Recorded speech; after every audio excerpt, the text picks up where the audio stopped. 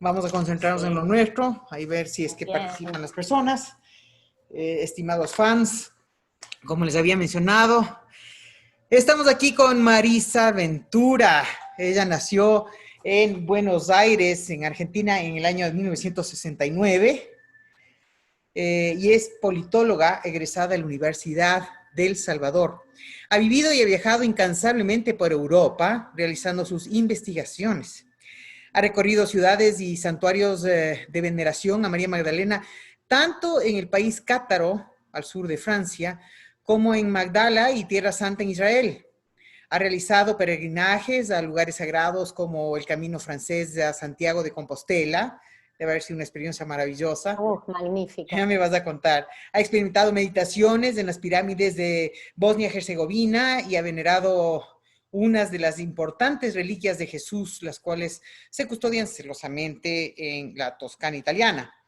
Durante más de 25 años fue una alta ejecutiva en la industria farmacéutica.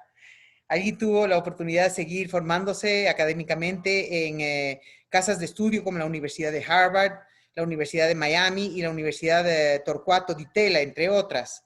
Consolidó una vasta experiencia tanto en el área comercial como en finanzas.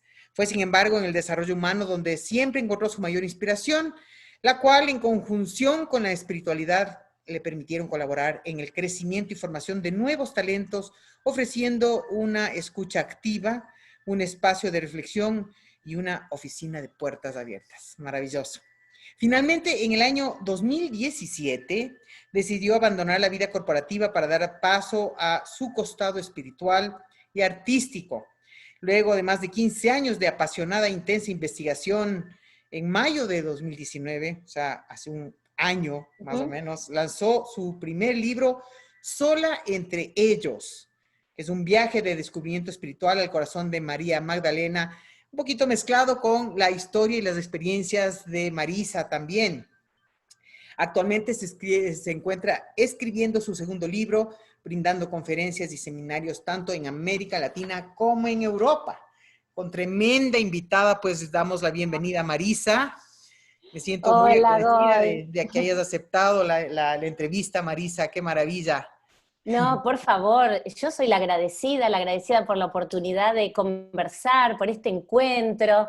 Y la verdad que feliz, feliz porque, bueno, sabés que para mí es muy importante llevar el mensaje de María Magdalena, y también por ahí recorrer algunas cosas con respecto a estas experiencias de peregrinajes espirituales que son tan fuertes y tan transformadores en la vida de las personas. Así que yo encantada, feliz, feliz de esta conversación y de la oportunidad de charlar hoy Qué nosotras y bueno, bueno, y la Marisa. gente que esté participando. Así que muy honrada, muy agradecida. Chévere. Bueno, yo voy a empezar con algo bueno, es una pregunta Ujú. de la cual vamos a desarrollar toda el diálogo y la conversación. Y prácticamente me gustaría saber en tu experiencia, tu peregrinaje, toda tu investigación, ¿qué evidencias hay de que este personaje de María Magdalena realmente haya existido? Bueno, siempre creo que hay un punto en la historia de todas estas personas iluminadas que tenemos, que es la fe, pero más allá de la fe y de la sacralidad de cada una de las personas, nos tenemos que remitir a los evangelios canónicos, inicialmente. Por supuesto, para mí los apócrifos son prueba tan fehaciente como los canónicos. María Magdalena es la mujer más nombrada en los evangelios, es mencionada 12 veces por los 4 evangelistas en los evangelios canónicos e infinidad de veces en los apócrifos. De hecho, un texto apócrifo muy importante es el Pistisofía, encontrado en la biblioteca, bueno, en Nag Hammadi, hoy forma parte de la biblioteca de Nag Hammadi, donde en este Pistisofía Jesús menciona 83 veces a María Magdalena, en un diálogo muy rico y muy profundo que tienen entre ellos, y realmente podemos decir, por un lado, están las fuentes a las que tenemos que darle el crédito, que es sobre lo que está basado, de hecho, el cristianismo. El cristianismo, recordemos que su base fundamental y su construcción, lo que conocemos como el catolicismo, el cristianismo, básicamente está montado sobre las revelaciones de María Magdalena, cuando lo ve a Jesús resucitado. Entonces, ella es ese cimiento fuerte del cristianismo y del catolicismo, es que ella fue la primer testigo en ver la resurrección pública de Jesús. Entonces, eso por un lado. Después podríamos, si quisiéramos, tomar otra evidencia, que es su tumba, sus reliquias, sus restos que están en el sur de Francia, en la Saint-Baume. La iglesia hace ya muchísimos años considera la tumba de María Magdalena como la tercer tumba más importante para toda la cristiandad. Entonces tenemos el Santo Sepulcro, el Vaticano en Roma, y la tercer tumba en importancia para todo cristiano es la de María Magdalena, donde está su calavera, están sus reliquias, su cuerpo, bueno, es su última morada, es donde está ahí, bueno, descansando en paz. Entonces, esa podría ser otra evidencia, si quisiéramos. Hay gente que a veces me ha dicho, y Marisa, ¿por qué yo tengo que creer que porque la iglesia dijo que esos huesos son de María Magdalena, son de ella? Bueno, ahí es el espacio de fe, la convicción, lo que uno sienta, pero sí, desde luego, los textos más antiguos, que son los textos canónicos, los evangelios, son los que nos dan evidencia de la existencia de esta magnífica mujer. Ahora, esta mujer haya existido o no, digamos, en términos de, digamos, justamente te debo decir porque tengo esta inquietud en la cabeza. La semana pasada le entrevisté a un filósofo inglés que también ha escrito sobre Jesús y él es muy metido en todo el gnosticismo. Y él dice que, él pues dijo que según los gnósticos, Jesús no existió y por ende María Magdalena son solamente figuras mitológicas, ¿no? Quizás eso es lo que me ha llevado a empezar este diálogo haciéndote esa pregunta. Sin embargo, bueno, él tendrá sus investigaciones y sus experiencias y tú, yo, otras personas también tienen otro tipo de experiencias que nos puede hacer llegar a sentir que estos personajes quizás existieron, pero no en la forma en la que ha sido transmitida a través de la historia, digamos, ¿no? Específicamente, por ejemplo, según el Evangelio de Lucas, si no me equivoco, pues gracias a este Papa Gregorio, creo Gregorio el Magno, uno de estos papas, el Magno, sí, ¿no? Ella pues ya fue etiquetada como la penitente, la prostituta, la pecadora y todas estas imágenes que han dañado la sexualidad femenina y la sexualidad en general, la sacralidad de la sexualidad, pues se asociaron a este personaje que durante estos 1500 años pues se ha clavado en el inconsciente colectivo. Es así que aunque la iglesia le haya pedido disculpas a María Magdalena y ahora sea apóstol de los apóstoles, si tú preguntas al común de los comunes de los creyentes, que tal vez no indagan mucho, sino que siguen como siervos un poco cieguitos la cuestión religiosa, siguen en su cabeza metido de que María Magdalena fue una prostituta. Y eso es el daño que se ha generado en la historia. Por eso estamos hablando de recuperar la imagen de este ser. Ahora, me gustaría que podamos trasladarnos en el tiempo a aquella época en la que ella se fue, de lo que se tiene entendido, al sur de Francia. ¿Qué es lo que tú conoces sobre su trayectoria antes de ir a Francia y en su llegada a Francia? Bueno, primero, mira, déjame decirte que a mí me encanta y es el foco principal tal vez del mensaje que yo necesito dar, porque es una necesidad hasta personal, con respecto a la imagen, como vos bien dijiste, bastardeada y denigrada de María Magdalena. Entonces, eso es lo que siempre, primeramente, yo necesito y quiero aclarar con respecto a que ella nunca fue prostituta. Y vamos a volver a las Escrituras, donde ahí jamás está revelado que ella haya sido una mujer prostituta ni una mujer pecadora. Solamente Lucas habla que le sacaron 7 demonios, nadie lo menciona, nunca más se vuelve a tocar el tema. ¿De qué hablaba Lucas? Lucas era médico o sanador. ¿A qué se refería con estos demonios? Entonces, cuando después del Papa Gregorio Magno, que en el 597, como bien vos dijiste, la nombra como prostituta, ¿él qué hace? Él unifica bajo la imagen de María Magdalena a otras dos mujeres, a María de Betania, viste que siempre se confunde, pero María Magdalena, María de Betania, ¿eran la misma, no eran la misma? Yo creo que no eran la misma. De hecho, ambas tienen personalidades y temperamentos muy diferentes, y de hecho, cuando leemos los evangelios, podemos ver que María de Betania tenía una personalidad mucho más tranquila, mucho más sumisa, más acorde a la época, y María Magdalena una mujer de mucho más carácter, de mucha más presencia, y en algún punto tal vez de más rebeldía, por acceder a conocimiento y a cuestiones que quedaban netamente en el ámbito de lo masculino. Entonces, el Papa Gregorio Magno unifica la imagen de María Magdalena con la de María de Betania y con la pecadora que limpia los pies de Jesús con sus lágrimas y los lava con sus cabellos. Ahora, esa pecadora nunca se dijo que era prostituta. Se habla de una pecadora. No sabemos por qué pecó. Tal vez robó para comer, no lo sé. Y nadie lo sabe. Pero sin embargo él, a esa pecadora, la unifica con María Magdalena y con María de Betania, y de ahí dicen, bueno, María Magdalena, la prostituta arrepentida, excelente modelo de rol. Miren cómo se convirtió, de dónde vino esta mujer, a dónde llegó, lo que ella alcanzó. Entonces, este fue el Papa Gregorio Magno, ¿y a qué se debe esto? Bueno, esto se debe a que María Magdalena tenía muchísima veneración en el sur de Francia, justamente, lugar al que ella llega luego de la resurrección de Jesús, y donde ella comienza con su misión de llevar el mensaje original de Jesús, estas enseñanzas tan de autoconocimiento, de una vida interior muy rica, muy profunda, de meditar, de conectarse con la divinidad.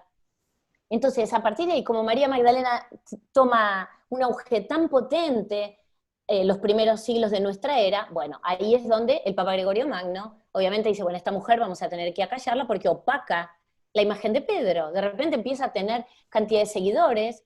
María Magdalena realmente se ganó dignamente su lugar entre los apóstoles, porque ella fue muy leal, más leal que nadie. Recordemos que ella se quedó a los pies de Jesús a lo largo de, no solo de toda su vida, sino en el momento más cruel, que fue el momento de la crucifixión, donde todos los apóstoles hombres, asustados, se fueron a esconder. Y la que quedó a los pies de la cruz fue la madre María y María Magdalena. Después también está si estaba San Juan Evangelista o no, por momentos parece que sí, por momentos algunos evangelios dicen que no. Entonces, realmente en mi peregrinar por el país cátaro, que está lleno de grutas ocultas, lugarcitos donde ella veneraba, lugares donde los cátaros la veneraban también de manera, no lo podían hacer tan público, pero bueno, igual les costó la vida, les costó todo a los pobres cátaros, pero el legado de María Magdalena es muy fuerte y honestamente hay que empezar a prestar atención, porque ella está ahí, está viva. Y te digo, hay un montón de lugares que si uno va al país cátaro, todo el sur de Francia, todo está dedicado a María Magdalena. O sea, su historia la podemos vivir, y prestando un poco de atención podemos descubrir en sin fin de pueblos, desde René-le-Château, Carcassonne, Miner, Agné, no sé, no quiero nombrar, pero son Becelay, un montón de pueblos donde la veneración a ella es poderosa. Ni hablar después de París, porque París tiene en pleno centro la iglesia de la Madeleine. Y la iglesia de la Madeleine es todo un emblema, porque además está nada más ni nada menos que sobre la Rue Royale, la calle de los Reyes. Y ahí está la iglesia tan imponente. Yo siempre digo que Francia es un país tan esotérico, que los franceses la tienen clarísima, porque la verdad es que la tuvieron como muy claro, y bueno, hay mucho, está la iglesia de Saint-Sulpice, donde hay una piedad, donde está la Virgen María sosteniendo a Jesús en su regazo, pero es una trinidad, porque la Virgen María está abrazando a María Magdalena, están los tres unidos en esa escultura, es algo, pero maravilloso. Entonces, bueno, a veces hay que tener ojos nuevos, hay que mirar las cosas con ojos diferentes, porque realmente, si uno empieza a prestar atención, ves las cosas a la vista, pero a veces uno no se da cuenta. Y está la veneración y están sus imágenes muy a la vista de todos.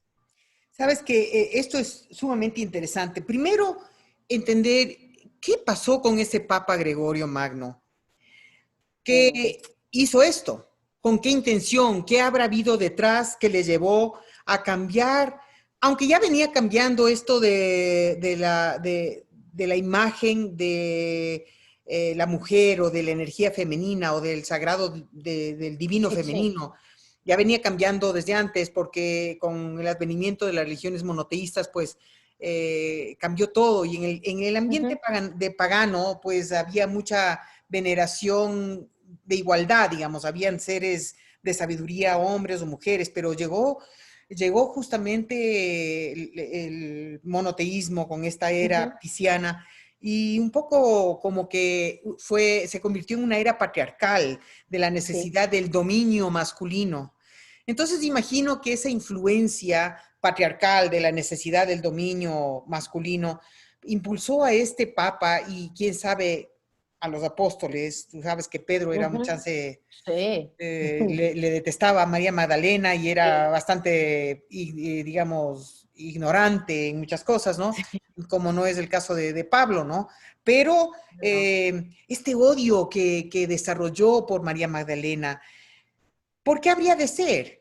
Yo creo que hay un fundamento ahí. Me gusta esto de Pedro que lo traes porque a mí, yo lo hablo siempre, y Pablo, bueno, Pablo decía, primero, Pablo nunca conoció a Jesús, sino que él tuvo este episodio camino a Damasco, e igual que Lucas, Lucas tampoco conoció a Jesús. Y también me gusta decirlo, porque hay mucha gente que no lo sabe esto. Entonces, es uno de los 4 evangelistas, de los 4 evangelios que tomamos, y no lo conoció en persona Jesús, sino que escribió por comentarios de seguidores y fieles de Jesús. Lo mismo que Pablo. Lucas era seguidor de Pablo, y Pablo tampoco conoció a Jesús, sino que tuvo este episodio camino a Damasco, donde tiene esta visión que Jesús le dice, ¿por qué me persigues? Entonces, de todas maneras, Pablo decía, hagan como yo, no se casen, no tengan mujer. Ese era el mensaje de Pablo. Y por otro lado, Pedro, sabemos que es una frase muy de él y que siempre la decía, él decía, las mujeres no son dignas de la vida. Eso era lo que pensaba Pedro. Entonces, como María Magdalena era una mujer estudiosa y que hablaba con Jesús de manera natural y lo comprendía, era una mujer ilustrada, digamos, porque las enseñanzas de Jesús en algún punto eran complejas y ella podía comprenderlo. Y hacía, por eso el Pisti Sofía lo que levanta, lo que nos trae como registro, son 44 preguntas muy profundas que María Magdalena le hace a Jesús. Le pregunta por el alma, cómo se van a reconocer, cuándo va a llegar el fin de los tiempos. Ella hace preguntas muy profundas, que yo creo que, y estoy segura, a Pedro no solamente no se le ocurrían hacer, sino que tampoco entendía el significado.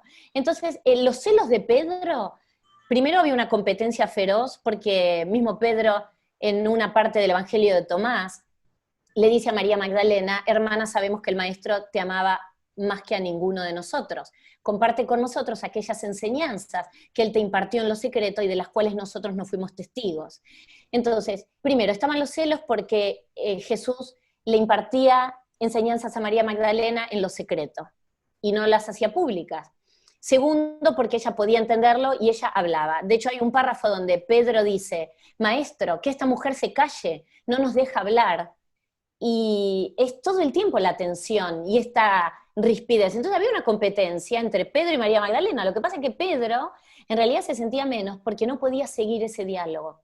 Yo creo que más allá de que María Magdalena rompía el molde de la mujer de la época, Pedro se incomodaba por no poder entender y por no poder seguir los debates, por tener que quedarse callado, por no estar tal vez a la altura de ese intelecto y de esos diálogos profundos, porque cuando uno lee los textos apócrifos, o el Pisti Sofía, o las enseñanzas más profundas de Jesús, son complejas, ¿eh?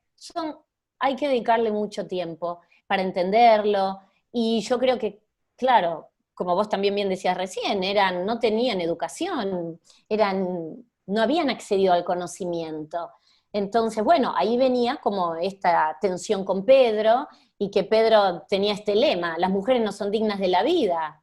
Es tremendo. Entonces, eso nos describe a Pedro, y además Pedro se creía con derecho a ser el sucesor de Jesús. Él sentía que era una prerrogativa de él.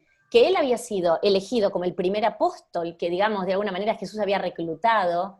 Entonces él se sentía con derecho y con esta prerrogativa a ser como el sucesor natural, el que iba a continuar esta iglesia, pero quien tenía en realidad tal vez las capacidades de liderazgo e intelectuales, y no hay que comparar, porque podrían haber sido los dos en realidad, no es que uno u otro, quién opacaba a quién, pero bueno, él tenía esta atención por saber que desde alguna perspectiva era la preferida de Jesús. Ahora, ¿a qué se debe el nivel de conocimiento de María? Porque, de María Magdalena, porque la verdad, siendo esa época tan, digamos, Sí. oscura y de aplastamiento, por así decirlo, a la mujer o a la imagen femenina, ella era una mujer de una sabiduría muy, muy grande. Era gnóstica, ¿no es Ujú, cierto? Ya, sí. entonces, ¿de dónde, cómo es que ella desarrolla tanto conocimiento a nivel de poder realizar estas preguntas que seguramente la mayoría no lo hubieran hecho? Sí. Bueno, ella, recordemos que es una mujer judía, viene descendiente de la tribu de Benjamín. Su familia era una familia rica, digamos, para las características de la época, porque su padre era un comerciante de pescado en Magdala. Magdala era un pueblo que en ese momento, según el historiador Flavio Josefo, vivían aproximadamente 40.000 personas. O sea, era un pueblo bastante populoso, si se quiere. Y era un pueblo que, como está sobre el mar de Galilea, directamente ahí se comercializaba el pescado, de hecho, Magdala era paso obligado de la ruta de la seda. Entonces, ella crece en este pueblo, en el seno de una familia que la cuidó. Y según algunas versiones, que tiene que ver más con la tradición oral, era el padre quien le enseñaba a María Magdalena, cuestiones de la Torá.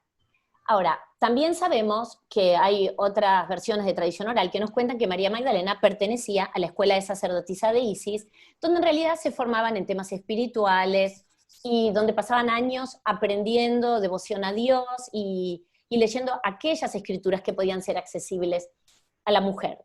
Sin embargo, yo en lo personal creo que ella desarrolló muchísimo más la intuición y el conocimiento de la mano de Jesús. Jesús fue su maestro. Ella aprende de él. Si bien ella tenía la capacidad, digamos, las competencias, ella tenía competencias técnicas, como podríamos decir en la vida corporativa, ella tenía las competencias, la astucia, la sagacidad, la inteligencia, para poder seguir lo que Jesús enseñaba. Y él hacía una pregunta, o él contaba algo, y ella devolvía porque era curiosa y porque quería entender. Y en esa curiosidad yo creo que es lo que le trajo luz y se formó de la mano de su maestro, que fue Jesús. Entonces, pienso que verdaderamente ella se dejó guiar por Jesús, se dejó guiar por el mensaje, por lo que él decía, ella lo internalizaba, lo procesaba y volvía a él con una devolución acerca de esas enseñanzas. Y creo que ella fue una discípula ejemplar. No digo que el resto de los apóstoles no lo hayan sido, porque cada uno tuvo su misión, y si hoy, 2000 años después, seguimos hablando de esto, es porque el trabajo estuvo bien hecho desde alguna perspectiva, ¿no? Correcto. Y, pero digo, ella, para el entorno de la época, en cuanto a la represión de las mujeres, la vida tan limitada que podía tener una mujer, bueno, ella nos dejó un legado muy rico que aprendió de su maestro, de su rabí, y lo hizo, se entregó de cuerpo y alma, y le puso cabeza y aprendió, y yo siento que ahí es donde ella termina bueno, de culminar, y después lo que ella lleva al sur de Francia, no es ni más ni menos que los mensajes de Jesús experimentados por ella en su vida, de la mano de Jesús también. Claro, ahora, seguramente María Magdalena no era la única mujer discípula de Jesús, sobre todo si es que Jesús también practicaba los principios de la Torá, porque Sí. también oía a un instructor de la Cábala que decía que, bueno, en la Torá se les veía, se aceptaban a hombres y mujeres por igual,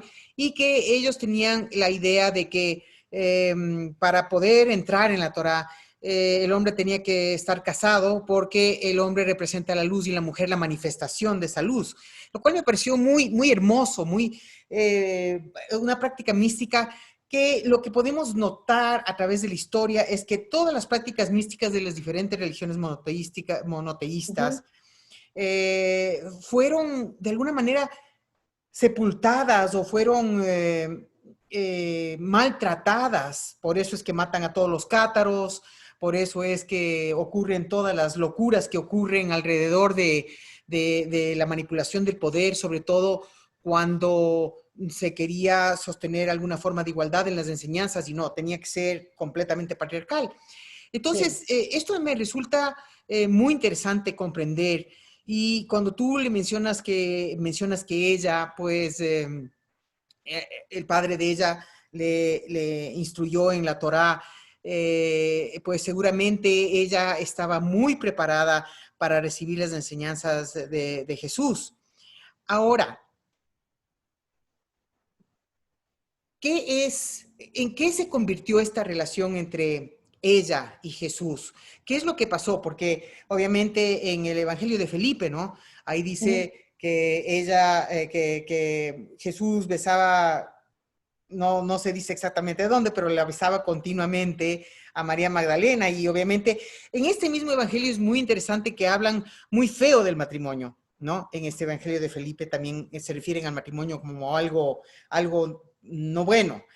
Entonces, sobre todo porque la parte carnal de la relación de Ujú. matrimonio era lo que les alejaba de la parte espiritual.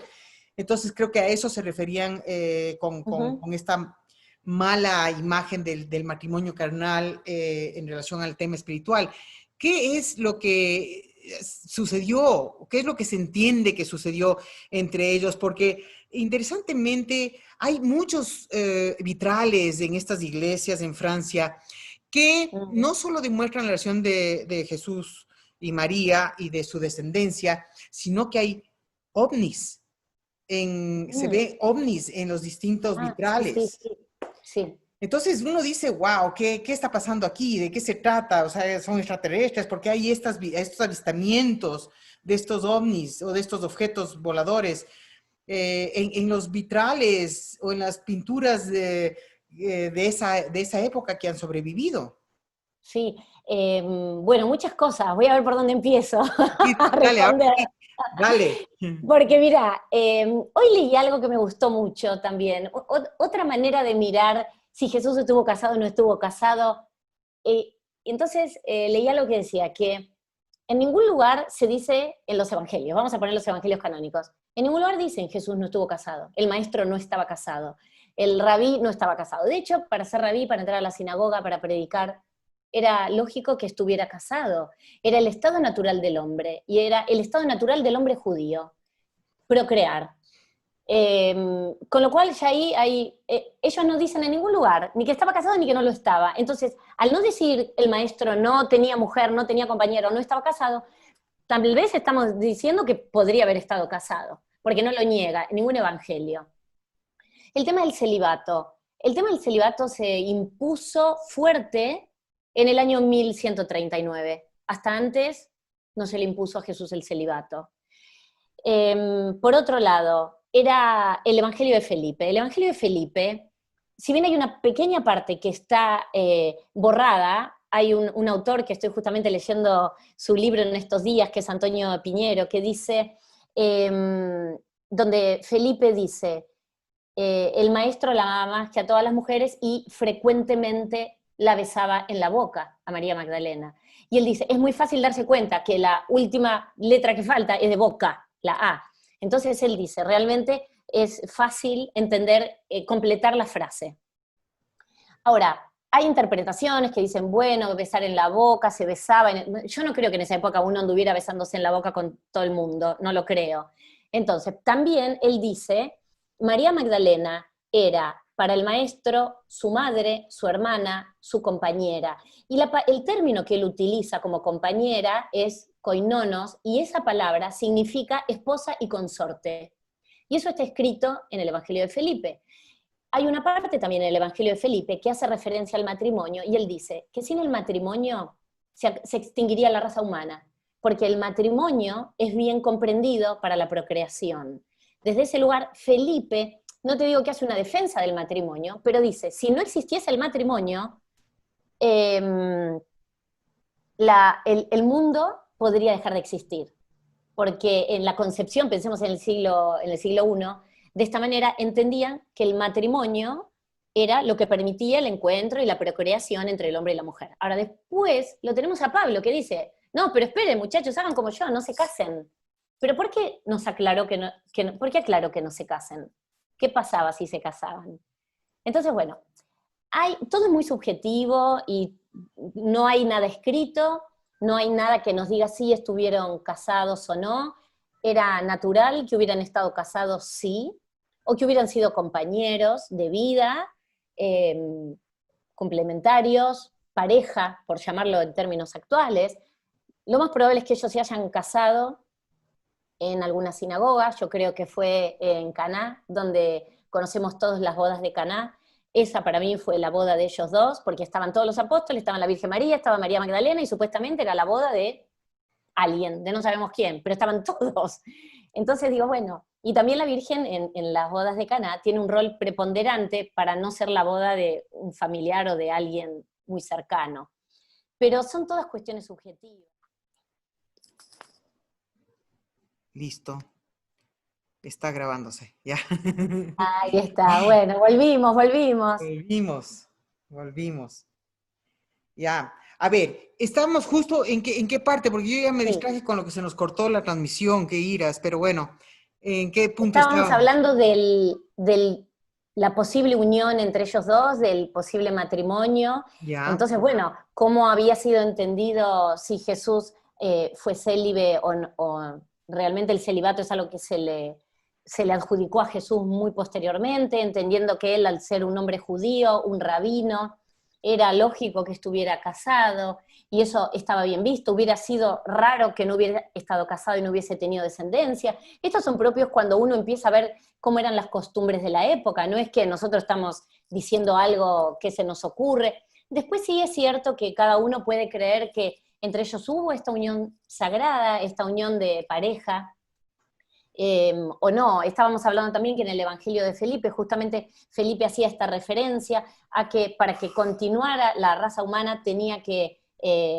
para él el matrimonio era fundamental por el hecho de la procreación per se.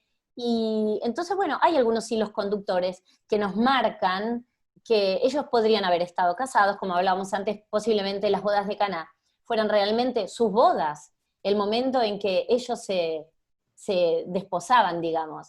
Claro. Pero después hay una cuestión que, como esto es tradición oral y son algunos investigadores que tienen esta línea de interpretación, queda en lo que cada uno tenga ganas de creer. Porque no hay nada que nos confirme ni que Jesús estuvo casado ni que no estuvo casado. Y por otro lado digo, ¿por qué después Pablo se siente, no digo la obligación, pero por qué Pablo dice, pero esperen, hagan como yo, no se casen?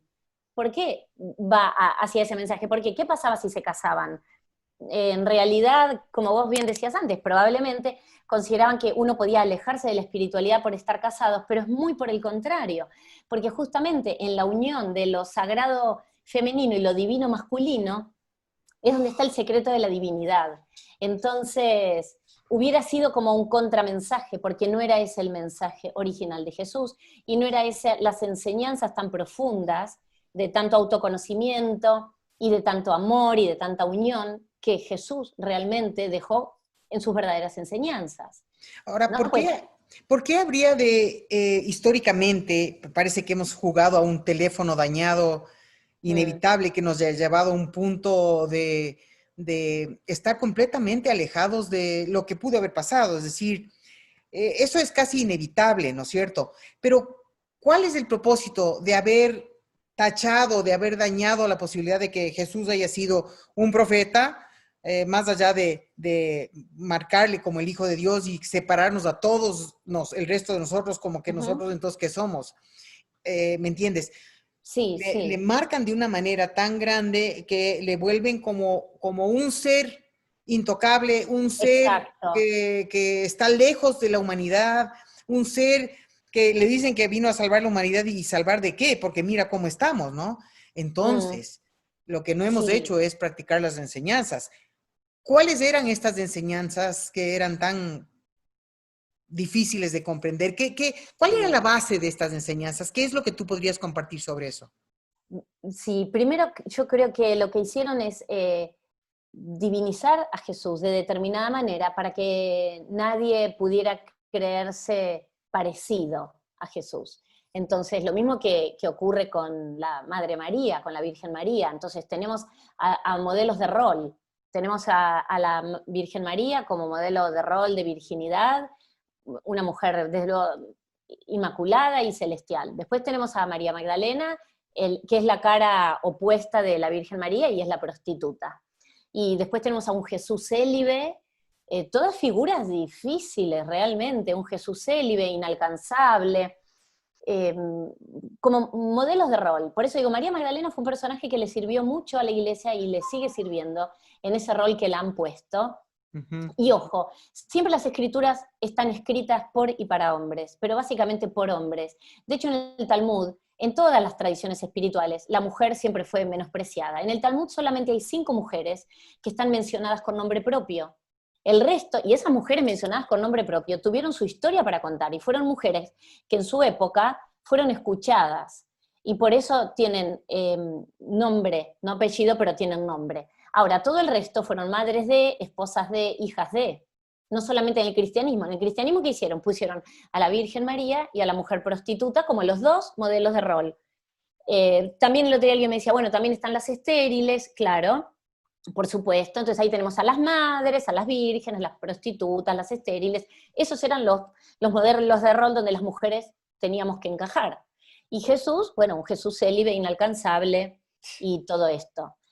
Yo creo que tiene que ver con eso. Ahora, el mensaje de Jesús, por un lado, puede tener alguna complejidad, desde luego, cuando uno empieza a entender las profundidades de este mensaje que él daba así de manera más oculta. Pero su mensaje en verdad era un mensaje muy sencillo.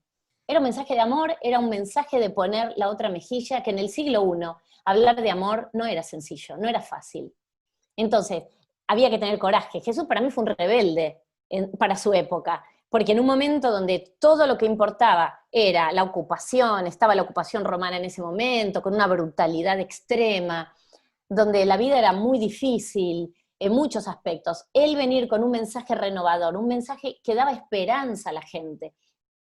Y Jesús fue un líder espiritual, aunque en algún punto se lo malinterpretó como que él fue un líder político, que él iba a terminar con la ocupación romana. Y él decía, mi reino no es de esta tierra, mi reino es de los cielos.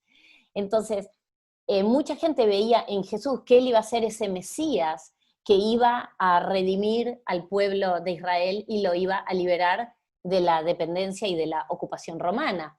Y en realidad Jesús se cansó de decir que su reino era el reino de Dios, que no era de la tierra. Y entonces, bueno, yo creo que estas enseñanzas de Jesús fueron enseñanzas que en realidad son básicas si las aplicamos en el día a día. Son el cuidado por el prójimo, el respeto, la inclusión, el ser amoroso. Yo creo que básicamente está teñido todo el mensaje de Jesús por un amor muy grande, por poner amor en todo lo que hacemos. Y ese es el mismo mensaje que inclusive María Magdalena dejó en su evangelio. Ujú. Ella, el mensaje más vívido del evangelio de ella, el más potente, es el que dice, pongan amor donde no lo hay. No es fácil, pero pongan amor donde no hay amor. Y este era el mensaje y las enseñanzas de Jesús. Por eso Jesús aceptaba al diferente, con el que nadie se juntaba, el que nadie quería acercarse. Jesús era ahí. Él decía, yo no vine a estar con los sanos, yo vine a curar a los enfermos. Entonces, dice, yo voy a buscar la oveja perdida. Y él se acercaba a todos, muchísimo espacio a las mujeres, muchísimo espacio a los enfermos, aquellos a los que nadie se quería acercar y vivían en las afueras, los leprosos, los ciegos, gente que era despreciada.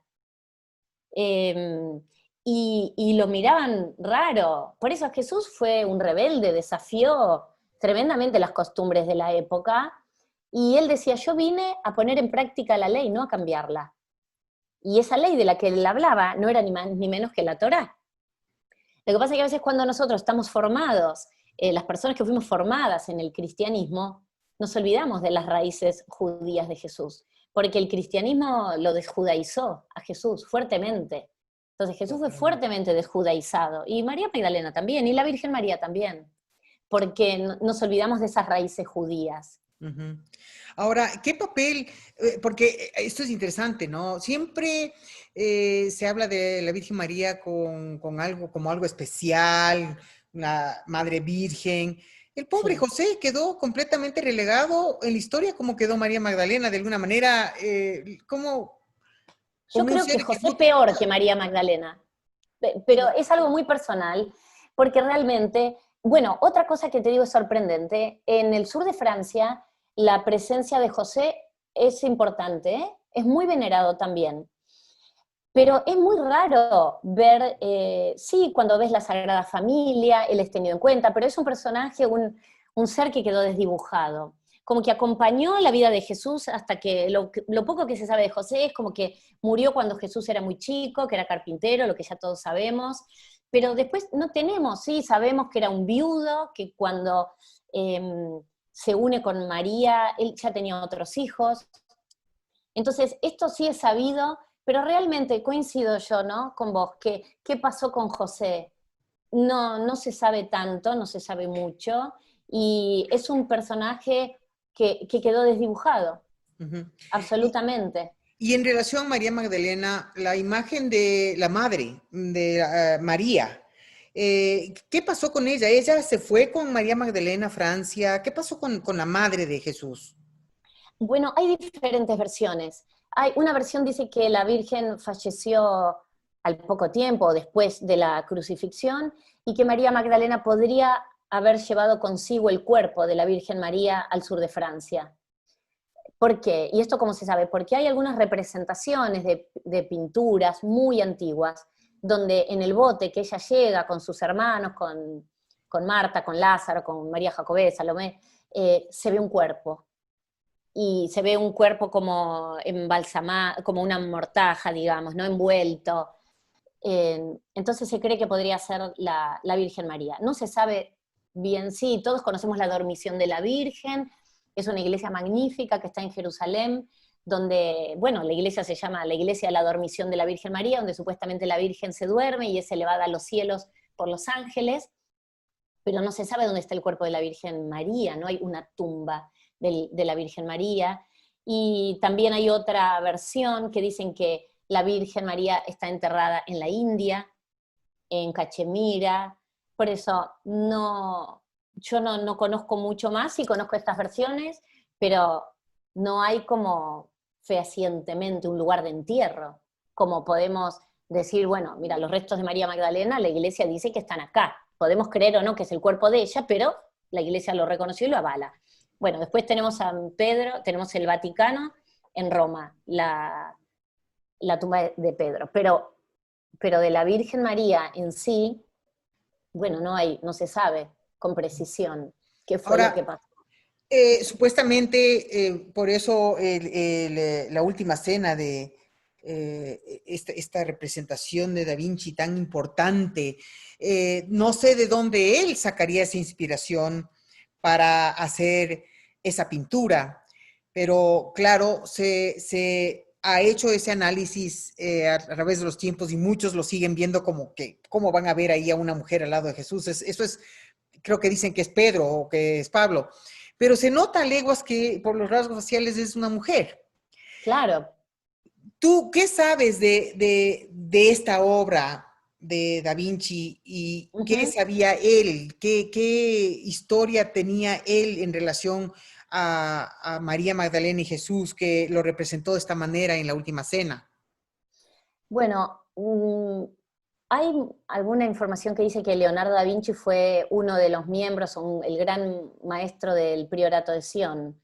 Y el Priorato de Sion, que fue, bueno, fundado por Godofredo de Bouillon, allá por el 1099, Godofredo era descendiente de los merovingios, y sabemos que hay una línea de sangre entre los merovingios y supuestamente este linaje sagrado.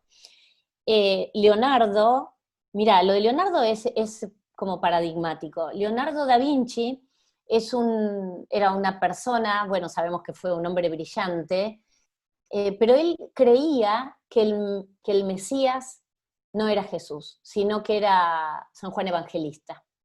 Él creía que San Juan había sido el enviado de Dios y no Jesús. Por eso él tiene una representación muy, bueno, varias, la Virgen de las Rocas, donde está Jesús, pero parece que Jesús está en reverencia a San Juan Evangelista, los dos de pequeños, niños. Y después hay una pintura que es Juan Evangelista, donde San Juan está como sonriendo, haciendo los tres dedos al cielo, pero que también los tres dedos es la J como de Jesús. Y él tenía 3 copias de esa pintura, o sea, él replicó, la pintó 3 veces, y una de ellas nunca la quiso vender ni entregar, y la tuvo consigo hasta el día que él se murió, porque él en realidad veneraba a San Juan Evangelista. Y se supone que en este linaje de esta información que fue transcurriendo a través del priorato de Sion, de generación en generación, claro, como tenía una línea directa con los merovingios y los merovingios descendientes, según investigaciones de este linaje sagrado, entonces él a su manera, yo creo que representó la última cena para dar un mensaje. Él lo puso ahí, para los que tenemos ojos para ver y oídos para oír. Entonces, cuando en el Código Da Vinci surge todo esto, que fue una gran revolución, y la gente empezó a ver y se empezó a analizar mucho más, es como vos decís, rasgos muy afeminados, y además si vos ves la última cena, está Pedro haciendo un gesto como, así como que te voy a cortar la cabeza o te voy a decapitar mirando a la María Magdalena, es como muy agresiva ese cruce de miradas y de gestos, y bueno, en la última cena tampoco hay copas. Entonces cuando se cree que el grial es la copa en la que Jesús bebió en la última cena, Leonardo da Vinci tampoco deja rastro de eso, como queriendo dar un mensaje. Mira, primero está María Magdalena en la última cena, y no hay copas, no hay cáliz, no hay grial. Entonces ahí podemos encontrar que el mensaje que él estaba dando también es que, bueno, ese cáliz, esa sangre de Jesús, estaba en el vientre de María Magdalena. Son Increíble. interpretaciones, ¿no? Claro. Pero que tienen como asidero, tienen su lógica, si uno se siente a gusto pensando eso. Claro, y esto es súper interesante porque evidentemente de lo que se ve y lo que se entiende, bueno, primero el Evangelio de María Magdalena es anterior a los que se encontraron en Nag Hammadi. Sí, En dónde se encontró y cuál es el origen del Evangelio de María Magdalena? bueno, el Evangelio de María Magdalena se encontró en el año 1876 y lo encuentra un egiptólogo alemán que lo conserva, al día de hoy está en el Museo de Berlín, conservado. Es un texto que, si no recuerdo mal, en este momento está escrito en copto.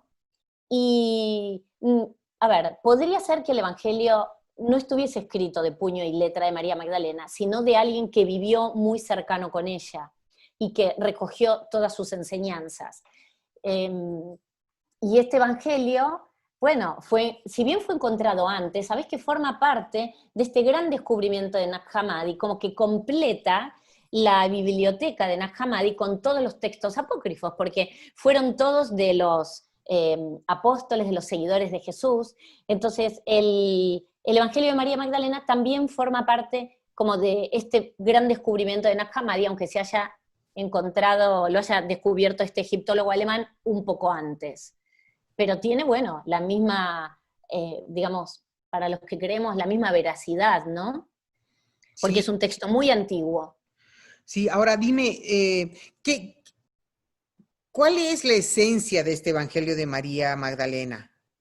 Es un evangelio diferente, el evangelio de María Magdalena. Primero porque ahí se muestra una mujer fuerte, ella ahí aparece en algunas situaciones donde es ella quien le da ánimo a los apóstoles luego de la crucifixión de Jesús, porque hay de hecho una parte muy linda donde ellos le dicen, ¿cómo vamos a salir nosotros ahora a predicar su palabra cuando a él lo han torturado y lo mataron y lo crucificaron? ¿Cómo vamos a tener nosotros coraje para salir a promulgar y a difundir su verdad? Entonces es ella quien se para en medio de los apóstoles y dice, no teman y no lloren, porque Él está vivo en nosotros. Entonces nosotros salgamos y prediquemos porque Él nos enseñó cómo teníamos que hacerlo. Es ella quien le da coraje ahí queda más de relieve, una vez más, este temperamento, esta fortaleza que ella tenía para dar inclusive ánimo a los apóstoles que estaban tristes, estaban como desahuciados, estaban angustiados, estaban desolados, sin saber cómo iban a continuar su vida, diciendo, si Él que fue nuestro maestro, nuestro guía, nuestra luz, terminó crucificado, ¿cómo vamos a salir nosotros? ¿Cómo vamos a hacer? Por eso es que ahí en este evangelio se recogen estos intercambios y estas palabras, y también es un evangelio que le habla al alma, porque creo yo que las enseñanzas más profundas que María Magdalena nos transmite son estas enseñanzas que ella experimentó desde la unión del alma con Jesús, y son cosas que se viven de manera hasta individual, ¿no? El sentir, la conexión con la divinidad, y bueno, los espacios de espiritualidad, que la espiritualidad lleva su trabajo diario. Totalmente. Ahora, parecería que en estos siglos, en estos 2 siglos, hubo una fuerte persecución a todo lo que se relacionaba con esta vida interior, porque si tú ves, las religiones no enseñan esta autosuficiencia en el sendero espiritual, sino la dependencia de figuras, de ideas, de personajes o de poderes. Entonces, durante todos estos siglos, pensando en lo que le pasó a los cátaros o Sí. lo que le pasó a los templarios y así sucesivamente, ha habido una persecución para aquellos que mantienen ese nivel de espiritualidad y de conciencia tan elevado. ¿Por qué crees tú, esto ya a nivel de tu experiencia, de tus investigaciones, de tu viaje, de tus peregrinajes, de tu conexión con el pasado, de tu conexión con este personaje que es María Magdalena, si ella traía o impulsaba el mensaje de Jesús, el mensaje de amor, el mensaje de poner el amor donde no hay y ese tipo de cosas, que es realmente lo que necesitamos hacer todo el tiempo y en todas las épocas? Pero como que en este proceso de oscurantismo total que vivimos antes de la Edad Media, en los primeros siglos del cristianismo, y porque el cristianismo temprano, el cristianismo primitivo era muy espiritual, de lo que tengo Claro. entendido, hacían meditación, creían en la reencarnación. Después van viniendo estos papas que cambian todo a su conveniencia, que ya no hay meditación, que ya no existe la reencarnación porque quita poder a la iglesia. Entonces, de esta persecución hacia la vida interior, hacia la espiritualidad natural, y cuando tú le ves en términos de lo que María Magdalena quería predicar y transmitir y lo que sucedió históricamente, que como que cambió totalmente de lo que tenía que ser. ¿Cómo le miras tú? ¿Cómo miras tú qué pasó? ¿Qué sucedió? ¿Que se bloqueó la posibilidad de que estas enseñanzas puedan realmente llegarse a vivir para la mayoría? Bueno, yo creo que la historia lo que hizo, si ahora miramos para atrás, fue acomodar la situación según se necesitaba socialmente en el momento. Ay, perdón, está mi perra acá, Luna, que me levanta el brazo para que la acaricie. Yo también tengo una luna que le tuve que mandar afuerita porque ya me empezó a ladrar. Bueno, ella está acá conmigo, y si le saco la mano me empieza a levantar para que la acaricie. Oh, qué linda. Yo creo que siempre en las construcciones que se han hecho desde la religiosidad, si queremos llamarlo de alguna manera, tuvieron que ver con atender cuestiones de la época, cómo manejamos a la gente en esta época, cómo encorsetamos a la sociedad y cómo les ponemos reglas, dogmas para controlar. Y creo que tiene que ver con eso. Entonces, como vos bien decís, se fue quitando o se fue desnaturalizando algo que era normal, natural, la meditación, la conexión con la divinidad. Cuando los cátaros hablaban y decían que la iglesia no era necesaria para conectarse con Dios, ¿qué estaban diciendo? Bueno, no necesitamos ni que un cura venga a confesar y a limpiar mis pecados, porque yo tengo conexión directa con Dios y quien me va a perdonar a mí es Dios, no es otro hombre que tenga la condición de cura, de sacerdote. Entonces, ¿qué pasó con los cátaros? Que por ahí ellos reflejan un poco, encontramos una respuesta en lo que les ocurrió. Entonces, claro, ellos decían, no necesitamos a la iglesia para conectarnos con Dios. No es dentro de una iglesia o de un templo donde vamos a encontrar a Dios, sino adentro nuestro. Y entonces, claro, ¿qué pasaba si todo el mundo empezaba a creer en esto? La iglesia iba a desaparecer. Nadie más iba a ir a pedir un consejo a la iglesia, o la gente no iba a pedir perdón por sus pecados a un cura, a otro ser mortal igual. Y el tema de Porque los él puede reyes. perdonar.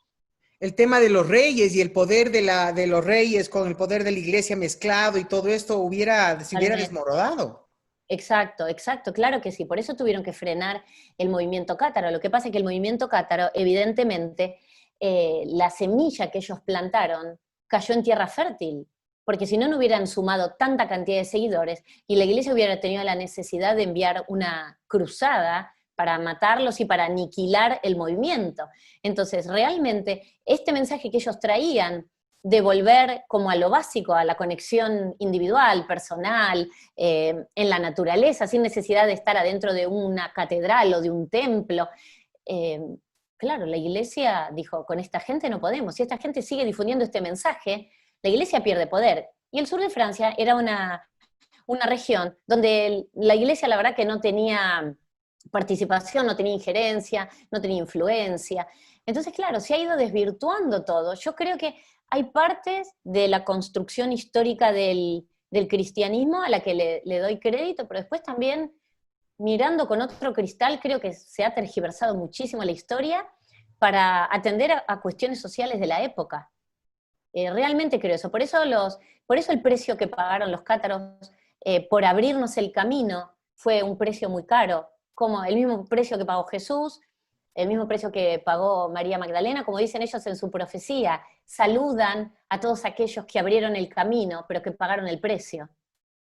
Oye, esto es, la verdad que esto es una tristeza porque quizás por eso vivimos hoy un mundo tan vacío espiritualmente, porque Ujú. la verdad que no por ser practicante de una religión se es un ser espiritual. Y es triste porque lo que estamos viviendo hoy en día en este planeta pues es una consecuencia de esa desconexión interna y Sí. espiritual que hemos tenido. Ahora, lo que me parece interesante es por qué habría de haber ido sí, María Magdalena con su gente al sur de Francia. ¿Por qué escogió Ujú. allá y no fue a España o a otro lugar? Sí. No sé. Mira, podemos pensar distintas cosas. Podemos pensar que ellos, primero, ellos encontraron en el sur de Francia un lugar de refugio, un lugar de paz, un lugar donde estar tranquilos y no ser perseguidos. Recordemos que tuvieron que escapar todos los apóstoles y los seguidores de Jesús para, bueno, no correr esa misma suerte. Y entonces, bueno, ellos llegan al sur de Francia. Se dice que primero pasaron un tiempo en Éfeso antes de llegar al sur de Francia. Podemos pensar si sabían que estaban yendo al sur de Francia o no. La verdad es que no lo sabemos, no está esa información. Sí hay información de que realmente la tradición en el Languedoc dicen que como llamaron los santos de Betania, llegaron al sur de Francia, y ahí es donde llegó María Magdalena. Entonces, si a ciencia cierta ellos tenían conciencia de que estaban yendo al sur de Francia, no se sabe. Lo que sí podemos decir es que ellos encontraron en esa tierra el lugar que los cobijó, ellos encontraron refugio, encontraron un lugar donde poder predicar la palabra, donde poder enseñar, donde si bien se ocultaron, porque Marta también predicó y enseñó, igual que Lázaro, cada uno tuvo su ministerio. Lo que pasa es que el ministerio de María Magdalena evidentemente fue el más relevante, el más prolífico y el que más ha trascendido. Pero ellos ahí encontraron realmente refugio, encontraron un nuevo hogar y encontraron un lugar donde poder desplegar todas estas enseñanzas sin sentirse tan amenazados. Ahora, tú que has estado en el sur de Francia y obviamente has mencionado esta veneración que hay muy fuerte a María Magdalena, ¿qué es lo que hasta ahora veneran? ¿Qué es lo que siguen? ¿Qué es lo que practican de las enseñanzas de María Magdalena? Bueno, ahí la verdad que, mira, hay primero está su imagen, ¿no? Que su imagen, ay Dios, mi perra, su imagen es su presencia. Los cátaros utilizaban una palabra cuando los tiraban a la hoguera, que en lengua occitana la palabra es de morí, y de morí significa yo permanezco. Aunque nos quemen en la hoguera, nuestro legado va a permanecer. Entonces, esta palabra de morí encerraba también el legado de María Magdalena, de permanecer, un legado de permanencia. Y si hay un legado que dejó ella, que me viene ahora a la mente y voy a aprovechar para contarlo, es la perseverancia. María Magdalena fue una mujer muy perseverante. Pensemos que ella fue refugiada, que llegó a una tierra lejana, viniendo de una situación de drama, porque no le fue fácil realmente, de dónde venía, a dónde llegó, y todo lo que ella después desplegó en su ministerio. Las enseñanzas estas que han quedado de María Magdalena son ni más ni menos estas enseñanzas que tomaron los cátaros. Estas enseñanzas que ellos practicaban la meditación, ellos vivían una vida muy libre, de mucha igualdad. Realmente ellos hacían honor a las libertades, porque ellos creían, además de la igualdad entre el hombre y la mujer, creían en el amor libre, no en los casamientos por conveniencia o por arreglo. Y yo creo que todo ese mensaje de ella, todo este mensaje de amor al prójimo y de conciencia espiritual, es lo que ellos recogieron.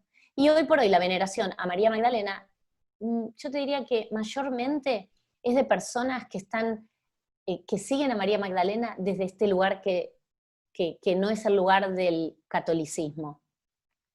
Las personas que las van, no digo todas, por supuesto, hay de todo, pero creo que las personas que se acercan y siguen manteniendo este mensaje de ella son todas personas que saben de la verdadera historia de María Magdalena, de su verdadero legado, que por más que quiso ser acallado con los cátaros que levantaron la bandera de las enseñanzas de María Magdalena, ellos permanecen, y ella permanece muy fuerte de la mano de ellos.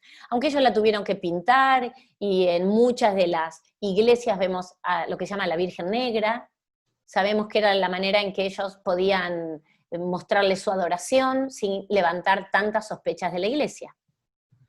Entonces, bueno, ahí está todo su mensaje, y la verdad que el país cátaro es de una paz y de una energía amorosa, es un sueño. El país cátaro es yo digo, es mi país donde tengo mi alma. Sí, Realmente. sí, alguna vez te escuché sobre eso y tu conexión con los cátaros. Ahora, una cosa que creo que sería importante para mucha gente que no ha oído hablar de los cátaros, cuéntanos cuándo surgieron y cuál es su relación directa con María Magdalena. Bueno, los cátaros en realidad se creen que que fueron. Digo son porque como en el 2021 la profecía dice que Sí, volvemos, sí, hablo siempre en tiempo presente de los cátaros, es sí. como, no lo puedo separar. Pero ellos están sumamente identificados con las enseñanzas de los primeros cristianos, que tiene que ver con estas enseñanzas de lo que después conocemos con los primeros cristianos, María Magdalena, sobre todo habiendo traído este mensaje. Se dice que ellos se desplegaron desde el Imperio Bizantino, también a través de Bulgaria, por los Balcanes, ahí eran conocidos como bogomilos, y se empiezan a desarrollar, y es donde después los conocemos y toman fuerte auge a partir del año 1000 en el sur de Francia. Entonces ellos tienen toda una construcción, tienen varios siglos de venir gestándose este movimiento, hasta que después los terminamos conociendo como los cátaros, fuertemente. Cátaro viene de la palabra kataroi, del griego kataroi, que significa puros. Y estos puros también hablan de lo que es conocido como la perfección. Ellos se hacían llamar buenos hombres y buenas mujeres, pero la perfección no entendida como entendemos hoy que algo es perfecto, sino la perfección entendida en cuanto a elevación espiritual, en cuanto a iluminación espiritual. Eran personas muy espirituales, eran personas muy amables, los cátaros, personas que compartían lo que tenían, compartían el alimento. Hay registros de cuando les toman declaración, antes de quemarlos en la hoguera, cuando les hacen un supuesto juicio, donde quien toma registro de lo que ellos dicen, dice, no he conocido gente más cristiana y más buena gente que los cátaros. y es la persona que les está tomando declaración, y lo dejó por escrito. Entonces, es como que el ensañamiento fue demasiado con un grupo de personas. Lo que pasa es que ellos llevaban un mensaje que era desafiante para la iglesia. Y al entorno, el entorno se sentía a gusto con el mensaje de los cátaros, con las enseñanzas, como hoy alguien se puede sentir a gusto con las enseñanzas del budismo, con la meditación. Bueno, ellos tenían un poco de todo esto. Así es. Entonces, bueno, ahí es donde la iglesia dijo, no, pero ¿cómo? No condice con nuestras reglas. Y si esta gente sigue creciendo en seguidores, en fieles, en gente que quiere ser como ellos, la iglesia sintió que sus cimientos empezaban a ser socavados. Y por eso, a través del rey, le mandaron el ejército a acabar con ellos en la montaña donde ellos estaban, ¿no? Exacto, Inocencio III y Felipe el Hermoso, que era el rey de Francia, Luna, que era el rey de Francia, sí, Estás no, con está Luna, un poco estoy aquí inquieta. con Muchi, mi gato que me está haciendo, ya mismo Mamá. viene Luna. Venga, Muchi. Sí, sí, sí. Entonces, bueno, ahí fue donde, ¿y qué día fue el primer, qué triste esto, el primer ataque a los cátaros fue el 22 de julio de 1209, el día de la festividad de María Magdalena, el día de la festividad de la cabeza de su iglesia. María Magdalena era la cabeza de la iglesia de los cátaros, era a quien ellos veneraban, era su maestra.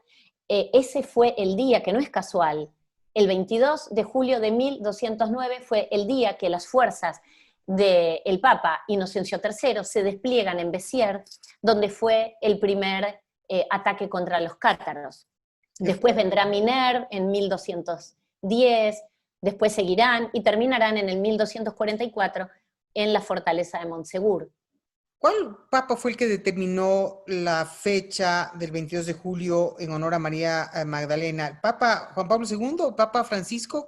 No, el Papa Francisco. El Papa Francisco en el 2016 decide elevar la festividad de María Magdalena, que no se festejaba, Claro. Decide elevarla al mismo nivel que el resto de los apóstoles. Bueno, ella sí en una carta de Juan Pablo II es nombrada como, en una carta que se llama Mujeres Dignas, es nombrada la apóstol, entre los apóstoles, es decir, la apóstol más importante de todos los apóstoles que tuvo Jesús, independientemente fueran hombres o mujeres. En tanto fue la primera en ver a Jesús resucitado, fue la persona a quien Jesús eligió para aparecerse en su resurrección. Dime tú, ¿cómo sientes que los seguidores católicos especialmente se identifican con María Magdalena hoy en día? Porque claro, la iglesia le pidió disculpas en el 69, después han pasado estas cosas en el 2016, un poquito antes también, pero ¿cómo sientes a los practicantes, a los seguidores? ¿Has tenido algún feeling de cómo se relacionan con la imagen de María Magdalena? Sí, y lamentablemente debo decir que se siguen relacionando porque la iglesia no ha cambiado su discurso, no del todo. Entonces se siguen relacionando con la imagen de la prostituta. Hay mucho trabajo por seguir haciendo y ponerle voz a la verdadera historia de ella. Porque mira, Nima, ayer recibí, me compartieron por WhatsApp, estoy en varios grupos de WhatsApp y de oraciones, y me compartieron una homilía de un padre de ayer, donde lee el Evangelio que tocaba ayer, y es el Evangelio donde María Magdalena va al sepulcro y se encuentra con Jesús, y el diálogo donde ella confunde a Jesús con el jardinero. Entonces es lo que se lee el día de la festividad de María Magdalena. Cuando el padre termina de leer, dice, bueno, María Magdalena, que Jesús la perdona, le perdonó todos esos pecados mundanos. Yo digo, pero Dios mío, el 2020, y seguimos escuchando esto. Porque alguien me puede decir, Marisa, vos porque venerás su imagen, pero a ver, no es que lo digo yo, está escrito en el Concilio Vaticano II. Entonces, ¿cómo puede ser que no cambien el mensaje? Entonces, hay padres de la iglesia que sí lo han cambiado, pero muchos otros que siguen trayendo la pecadora, la que Jesús perdonó, esos pecados indecibles. Entonces, lamentablemente, nos va a seguir costando mucho trabajo y hay que seguir hablando. Y yo sé que lo repito y lo repito y lo voy a seguir repitiendo hasta el cansancio, sacando la verdad de María Magdalena. Y lo voy a decir cada oportunidad que tenga, lo voy a contar. Aunque me digan, ¿sabes qué, Marisa? No te queremos escuchar más. Pero bueno, yo voy a contar su verdad, lo que siento, y además está escrito, porque no es una teoría mía, sino que es algo que está escrito y lo dice la historia, y hay que leer el Concilio Vaticano II. Entonces ahí es donde yo digo, bueno, acá no hay subjetividad, no es una subjetividad mía, no es una línea de investigación o no es una creencia o algo de tradición oral. Esto está escrito. Entonces, por eso digo, y además, bueno, a ver, yo digo, ¿por qué no agarramos los evangelios si no quieren ir al Concilio Vaticano II? No hay un solo evangelio que diga que María Magdalena haya sido prostituta, penitente, pecadora, ni arrepentida. Increíble, ¿no? Por eso te decía, esto va a tomar mucho más tiempo y claro, más fácil este reconocimiento por su profunda enseñanza y su energía no va a venir a través de la Iglesia Católica, sino de personas como tú, que se identifican y se conectan con energías del pasado, como el caso de los cátaros. Ahora, esto es importante porque ya lo mencionaste, pero creo que ahora es importante traerlo también. Lo de la profecía cátara para el 2021. ¿Qué nos puedes contar? ¿Cómo surgió esa profecía? ¿Qué es lo que esa profecía nos augura? ¿Y por qué para el 2021? Bueno, esa profecía nos augura un mundo mejor, nos augura en realidad un mundo de amor, de cuidado por el prójimo, de un amor notable hacia todo lo que hacemos. Es un mensaje de esperanza, es un mensaje de cuidar al medio ambiente, de cuidar el entorno en el que nosotros vivimos. La profecía cátara es uno de los documentos que quedó de cuando algún grupo de cátaros logran escapar en el año 1244 de la quema de Montsegur, y sus textos y sus enseñanzas fueron custodiados. Y no fue hasta el año 1321 donde el último cátaro que se conoce fue quemado en la hoguera, que fue Guillaume de Belibaste. Entonces él fue el que dice esta profecía, y él primero dice que dentro de 700 años el laurel va a reverdecer y los cátaros van a volver a la tierra. Esos 700 años de los que nos habla Guillaume de Belibaste se cumplen en el 2021, el año que viene. Y este laurel nos habla de victoria. También el laurel tiene una simbología con el amor sagrado. Y este amor sagrado no es ni más ni menos que el amor de Jesús y María Magdalena. Y ellos hablan de que la iglesia del amor, así es como se conoce la iglesia de los cátaros, como la iglesia del amor, va a ser proclamada en el 2021. Y esta iglesia del amor, iglesia entendida como lo que significa la palabra que viene del griego eklesia y que significa comunidad. Entonces ellos decían, bueno, vivir en comunidad, vivir en comunión, vivir en común unión. Y en esa común unión es donde va a salir realmente que todos vamos a vivir en un lugar mejor, en un planeta mejor, si todos nos transformamos a nosotros, si todos nos cuidamos entre todos, y pensamos que si yo hago algo bien por mí, también hago el bien para el otro. Entonces, es un mensaje muy, muy esperanzador el que dejaron los cátaros. Yo no, o sea, la profecía es hermosa, del año 1244, y digo, ellos en ese momento ya pensaban en el cuidado del medio ambiente, porque hoy las nuevas generaciones, yo de hecho lo veo con mis hijos, mucho más que mi generación no tanto, la conciencia que tienen del cuidado del medio ambiente, de cómo reciclar y separar los residuos, cómo cuidar el agua, restringir el uso, tienen una gran conciencia con respecto al cuidado del planeta, del medio ambiente, de los recursos naturales que son escasos, que bueno, en mi generación no era tan, yo no lo tenía tan presente. Yo aprendo mucho de mis hijos todo el tiempo, ellos son grandes maestros para mí, porque realmente a veces me ponen a mí me llevan a la reflexión de un montón de cosas que uno hace porque está acostumbrado, y después dice, no, espera, tengo que hacer las cosas con conciencia, y con conciencia por el otro también. Entonces yo cuido el agua en mi casa, pero bueno, es porque también sé que el agua es un recurso escaso y que en algún momento va a poder faltar. Entonces si todos empezamos a actuar de esta manera, en realidad estoy teniendo una conciencia por el prójimo, y por cuidar el planeta, y por cuidar nuestros recursos. Y lo mismo con, bueno, el reciclado, cómo se separa la basura. Entonces yo en mi casa tengo 2 tachos, uno con una bolsa verde, las cosas que son reciclables, y las otras donde van los desechos. Y bueno, entonces, y los cátaros tenían este mensaje en el 1244. Cuidemos el medio ambiente, el planeta, los recursos. Ujú.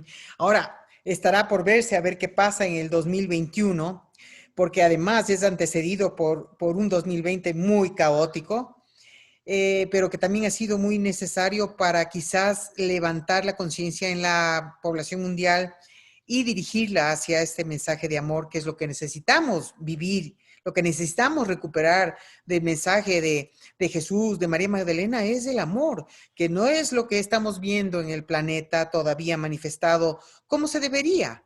Estamos viviendo todavía un tipo de amor muy egocéntrico, muy egoísta, y hay demasiados intereses de entidades de poder Ujú. que impiden que el bienestar para la humanidad sea equitativo o que se pueda distribuir con gracia y amor todas las cosas.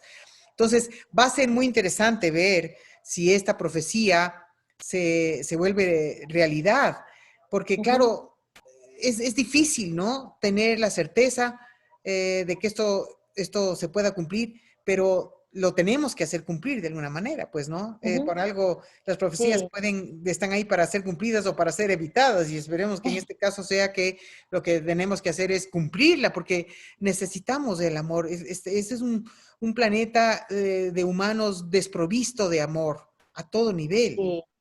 Mira, yo la verdad que me gusta esto que decís. Em, si vos me preguntás si se va a cumplir, bueno, de un día para el otro no se va a cumplir, pero siento que esta situación que estamos viviendo como humanidad ahora, no es, o sea, digo, no es casualidad que anteceda esta situación a lo que después va a venir, de cómo saldremos todos de esta pandemia. Entonces yo encuentro un punto de conexión en que para llegar a lo que los cátaros predijeron hace, en realidad hace más de 700 años, pero ellos dijeron que en 700 años, después de Belibaste, que fue el último cátaro, se iba a cumplir, sea el año que viene. Y antes de que estemos llegando al 2021, la humanidad está enfrentando esta pandemia que trae un replanteo general de un montón de situaciones, porque yo creo que cada uno desde su lugar está sintiendo cambios porque, a ver, cambiamos los hábitos. Yo hace 100 días que estoy encerrada en mi casa, salgo, por supuesto, para la comida y las cuestiones más elementales. Entonces, hay un montón de cosas que dejamos de hacer, que lo hacíamos como por costumbre, rápido, todos apurados, siempre corriendo contra el reloj. Bueno, ahora igual en medio de la pandemia hay días que para mí son un caos, porque estoy de las 8 de la mañana a las 12 de la noche y no paré, no corto, no tengo sábado, domingo. Pero hay un cambio y te lleva a la reflexión, decir, mira todo esto. Alguien me decía ayer, bueno, en esta pandemia, ¿sabes qué? Me di cuenta que toda la ropa que tengo no la necesito. Me doy cuenta que para qué, puedo vivir con muchísimo menos. Ujú. Entonces, ¿cómo tal vez me quisieron generar la necesidad de tener que consumir y consumir, pero yo también permití que eso pasara?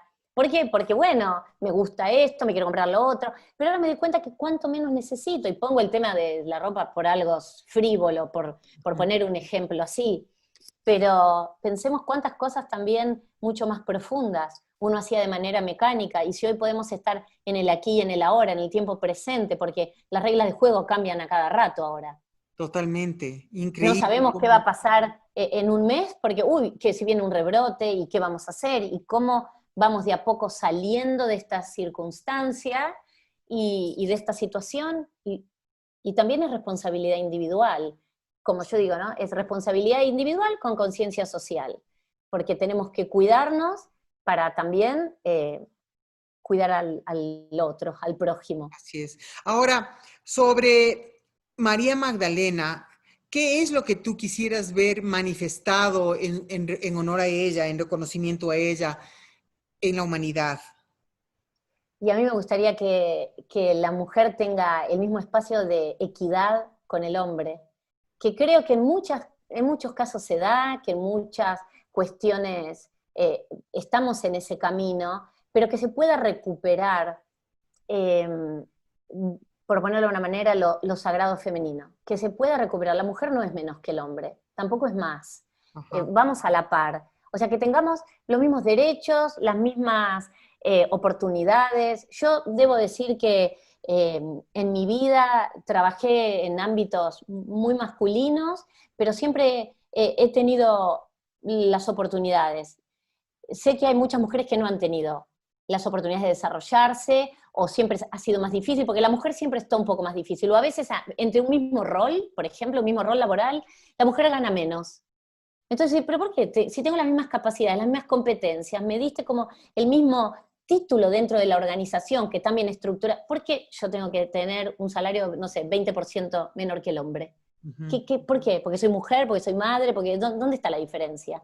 Entonces, si vos me preguntás, bueno, yo quisiera que se recuperara el espacio perdido de la mujer, no porque lo hayamos perdido nosotras, porque nos perdieron, porque nos arrojaron lejos la historia y el perfil de mujeres fuertes y virtuosas, como María Magdalena, Sí. estamos hablando desde hace 2000 años atrás. Entonces, a mí me gustaría esto, a mí me gustaría, por supuesto, que salga a la luz realmente la verdad, y el mensaje de Jesús era un mensaje de inclusión, era un mensaje de par con la mujer. Sabes que una cosa que se me viene en mente cuando me estás hablando de esto es, le entrevisté también a una persona de la fe Bahá'í, que ellos tienen este principio de la mujer a la par del hombre.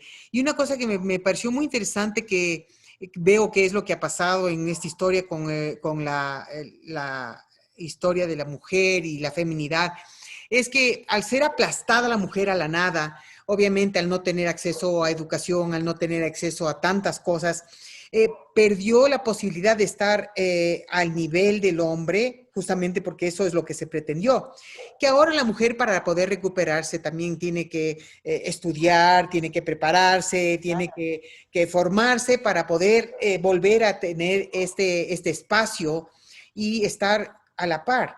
Y yo creo que justamente hacia donde va esta era de Acuario es hacia esa equidad de géneros, porque históricamente es lo que hemos venido viendo. La mujer ha ido recuperando su espacio Sí, sí. y ahora vemos mujeres líderes que han hecho las cosas muy bien o que, en fin, nadie deja de tener sus manchitas por ahí, pero creo que la mujer ha recuperado el espacio y hacia allá vamos. Todavía falta mucho trabajo por hacer.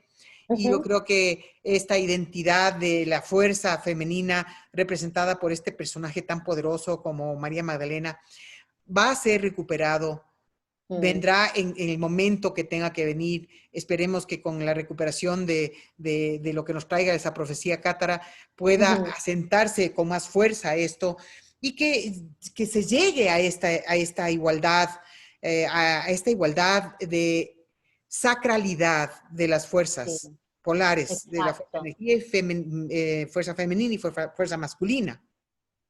exacto. Entonces, para mí, creo que esto es algo que se va a dar, que somos parte de esa experiencia y creo que es fundamental hacer esto que tú estás haciendo, de transmitir.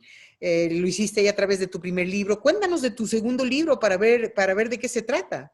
Ay, bueno, un poquito puedo contar. Mi segundo libro en realidad trata de María Magdalena y Jesús. Y nace este segundo libro de la experiencia y el recorrido en Tierra Santa. En realidad parto de Magdala.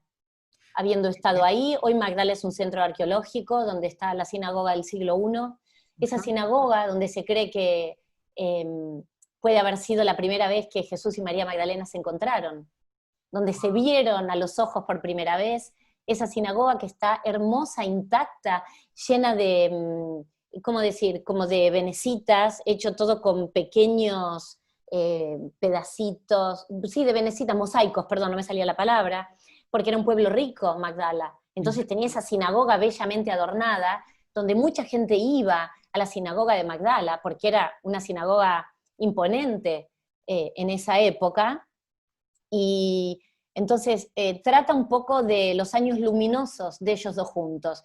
La idea es recuperar ese amor luminoso entre Jesús y María Magdalena.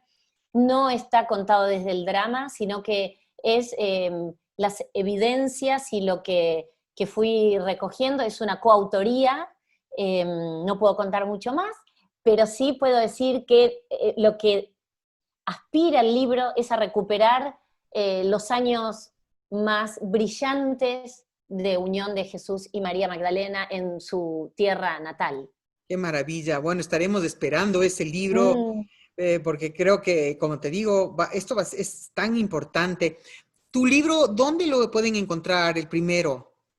Bueno, Sola entre ellos lo pueden conseguir en www.jojmalibros.com, ahí pueden ver la versión digital, y si no también por ahora en formato físico se vende en España y en Argentina.